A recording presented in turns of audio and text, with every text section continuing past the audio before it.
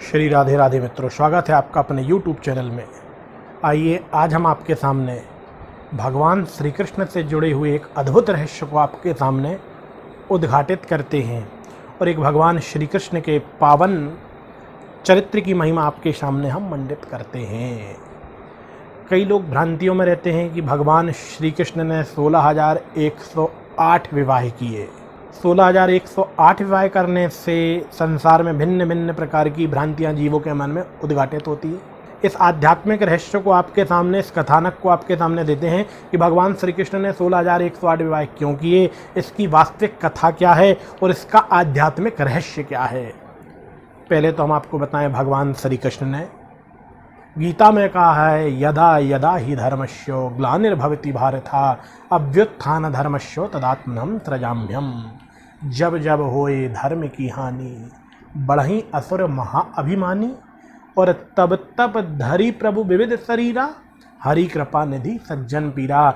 जब जब इस धरा में, इस पृथ्वी पे दुष्ट दुराचारियों ने अवतार लिया है और उन्होंने इस पृथ्वी पर अनाचार अत्याचार किए हैं, उनके पतन के लिए भगवान श्री कृष्ण ने अवतार लिए हैं और उनका पतन करके धर्म को स्थापित किया है। परंतु एक भ्रांति ये जीवों के मन में उत्पन्न होती है कि भगवान श्री कृष्ण ने 16,108 विवाह किए। क्या भगवान श्री कृष्ण को तो योगेश्वर कह के संबोधन करा जाता है? भगवान श्री कृष्ण योगेश्वर, योगी हैं, परंतु ये तो भोग की परिलक्षिता बताती है कि 16,108 विवाह। थोड़ा सा इस कथा के आध्यात्मिक रहस्यों को पहलू पे हम आपको लेके चलते हैं। देखिए, भगवान श्री कृष्ण ने 16,108 विवाह किन परिस्थितियों में करे। देखिए, इस संसार में एक भौमासुर नाम का राक्षस हुआ, भूमि का पुत्र भौमासुर। उसने, उस भौमासुर के पास भिन्न भिन्न प्रकार की तपस्या थी, साधना थी। तो उस भौमासुर ने अपने रूप, यौवन, संपत्ति और सत्ता का दुरुपयोग करना प्रारंभ किया। उस भौमासुर ने यह प्रण कर लिया कि मैं इस भारतवर्ष के प्रत्येक राजाओं के यहाँ जाऊँगा और उन राजाओं के ऊपर आक्रमण करूँगा, उनकी परम सुंदरी कन्याओं को अपने जेल खाने में, कारागार में बंद करता जाऊँगा, और जब इनकी संख्या पूरी 20,000 हो जाएगी, एक साथ इन 20,000 कन्याओं के साथ अपना मंगल पाणि ग्रहण विवाह संस्कार में करूँगा। तो भौमासुर प्रत्येक राजाओं की राजधानी में जाता, उनके ऊपर आक्रमण करता और उनकी कन्याओं को अपने जेल खाने में ला करके बंदी बना करके बंद करता जाता। अब भौमासुर के कैद में पूरी 16,100 कन्याएं कैद हो गईं और 16,100 कन्याओं ने एक साथ एक स्वर में भगवान श्री कृष्ण की प्रार्थना की, कृष्णाय वासुदेवाय हरे परमात्मने प्रणत क्लेश नाशाय गोविंदाय नमो नमः। हे कृष्ण, हे गोविंद, हे गोपाल, हे दामोदर, हे मुरलीमन, हे चित्तचोर। आप ही तो कहते हैं ना कि संसार जीव के कितने ही बंधनों में क्यों ना बंधा रहे, यदि जीवन में एक बार जीव आपके नाम मात्र का आश्रय ले लेता है तो आप उस जीव के संपूर्ण जीवन के बंधनों को मुक्त कर देते हैं। और देखिए ना, हम 16,100 कन्याएं भी कितने दिन से भौमासुर के कैद में बंद हैं। हे कृष्ण, हे गोविंद, इस भौमासुर के कैद से हमें मुक्त कराइए। जब 16,100 कन्याओं ने एक साथ एक स्वर में भगवान को पुकारा है तो भगवान भौमासुर की राजधानी में पधारे हैं। एक क्षण में आके प्रभु श्री कृष्ण ने भौमासुर का उद्धार किया है और उन 16,100 कन्याओं को भौमासुर की कैद से मुक्त कराया है। और मुक्त करने के उपरांत भगवान श्री कृष्ण ने उन कन्याओं के सामने हाथ जोड़े हैं कि जाओ कन्याओं, लौट जाओ अपने अपने घरों को, लौट जाओ अपने पिता के घर, अपने अपने भाइयों के पास, अपने अपने राज्यों में लौट जाओ। तो उन 16,100 कन्याओं ने एक साथ एक स्वर में पुनः भगवान से प्रार्थना की, हे कृष्ण, अब संसार में हमें कोई अपनाने वाला नहीं है।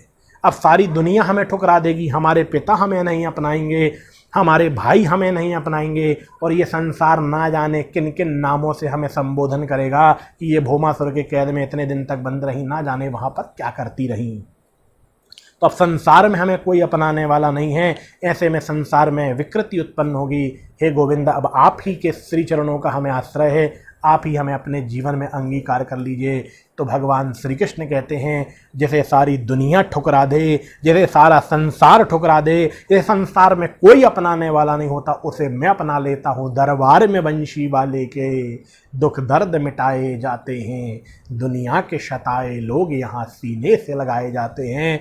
तो उस संसार की बुराई को, विकृति को दूर करने के लिए भगवान श्री कृष्ण ने उन 16,100 कन्याओं के साथ विवाह किया। इस कहानी का अद्भुत रहस्य, लोग कहते हैं कि भगवान ने धर्म संस्थापन के लिए अवतार लिया। गीता में भगवान श्री कृष्ण कहते हैं भगवान की वाणी में गीता है, भगवान गीता के श्लोक भगवान श्री कृष्ण के मुखमंडल से निकले हैं और गीता में कहा है धर्म संस्थापनार्थाय संभवामि युगे युगे।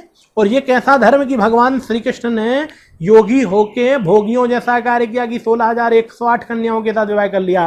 तो भगवान श्री कृष्ण पहले भी योगी थे और आज भी योगी है। वो तो संसार की बुराई को दूर करने के लिए भगवान श्री कृष्ण ने 16,100 कन्याओं के साथ विवाह किया। भगवान श्री कृष्ण योगी हैं, ना कि भोगी हैं। तो इस विकृति को दूर करने के लिए भगवान ने धर्म के संस्थापन के लिए, क्योंकि वे कन्याएं यदि वहाँ से जाती तो संसार में अधर्म के मार्ग की ओर वो अग्रसर हो जाती, उनको अधर्म के मार्ग से रोकने के लिए, धर्म के मार्ग पे चलाने के लिए भगवान श्री कृष्ण ने सारी कन्याओं का वर्ण किया है। और भगवान श्री कृष्ण तो सारे जगत का पति है, जभी तो हम कहते हैं जगतपति जगदीश। अरे वो तो सारे इस संसार की स्त्रियों का भी पति है। जगतपति का तात्पर्य क्या? जो सारे संसार की, ब्रह्मांड का पति, स्त्रियों का और पुरुषों का पति नहीं। भगवान श्री कृष्ण तो सारे ब्रह्मांड के आधिपति हैं, तो उसमें विकृति क्या? भगवान तो हमारा भी पति है और सारे संसार का पति है, आधिपति है, ब्रह्मांड आधिपति है। तो ये संसार की बुराई को दूर करने के लिए भगवान श्री कृष्ण ने, और एक बात और आप याद रखें कि भगवान की जो लीला है वो केवल श्रवणी है, अनुकरणी तो नहीं है। इस बात को सुन के तो आपने कह दिया भगवान श्री कृष्ण भोगी हैं, परंतु थोड़ा एक बात विचार कीजिए। अच्छा, यदि भगवान से तुलना करनी है, लोग कहते हैं कि यदि भगवान श्री कृष्ण ने इतने विवाह अपने जीवन में कर लिए तो हम भी क्यों नहीं इतने विवाह कर सकते, 1 2 4 क्यों नहीं कर सकते? तो उनके लिए एक मैं छोटी सी बात के कह के अपनी इस बात को संपूर्ण कर देना चाहता हूँ। अभी आपने भगवान श्री कृष्ण की भिन्न भिन्न लीलाओं को देखा होगा। एक काली दह करके लीला भगवान ने करी, जिसमें 1000 फन वाले कालिया नाग के ऊपर खड़े होकर भगवान श्री कृष्ण ने नृत्य किया। यदि बराबरी करनी है आपको तो पहले एक सांप के ऊपर नाच के दिखाइए। भगवान की एक लीला और है कि भगवान शिव ने जब समुद्र में से कुंटलों विष निकला, सारे विष का पान भगवान शिव ने कर लिया। यदि बराबरी करनी तो पहले 1 तोला विष पान करके बताइए, फिर उसके बाद स्त्रियों के साथ ऐसा। भैया, भगवान की लीला जो है वो श्रवणी है। केवल उनका श्रवण करो, उन्हें जीवन में धारण करो, उनका अनुकरण करने का प्रयास नहीं करो, क्योंकि भगवान जो करता है वो जीवन ही कर सकता है। भगवान का केवल श्रवण करना चाहिए, क्योंकि श्रवण मंगलम श्रीमदादतम भुवि गृह्णन्ति ते भूरिता जन। तो ये रहस्य था भगवान श्री कृष्ण की। लोग भ्रांतियों में रहते हैं कि भगवान श्री कृष्ण ने ऐसा किया। भगवान श्री कृष्ण भोगी नहीं है, भगवान श्री कृष्ण तो योगी हैं, योगी। 16 कला अवतार है। आज हमने आपके सामने भगवान श्री कृष्ण की दिव्य लीला को उद्घाटित किया। ऐसे ही बहुत सी भगवान श्री कृष्ण की, शिव की, प्रभु श्री राम की भिन्न भिन्न लीलाओं को समय समय पर हम आपके सामने लाएंगे। जब तक के लिए सभी दर्शकों के लिए मेरा प्रेम भरा राधे राधे। जय श्री कृष्ण।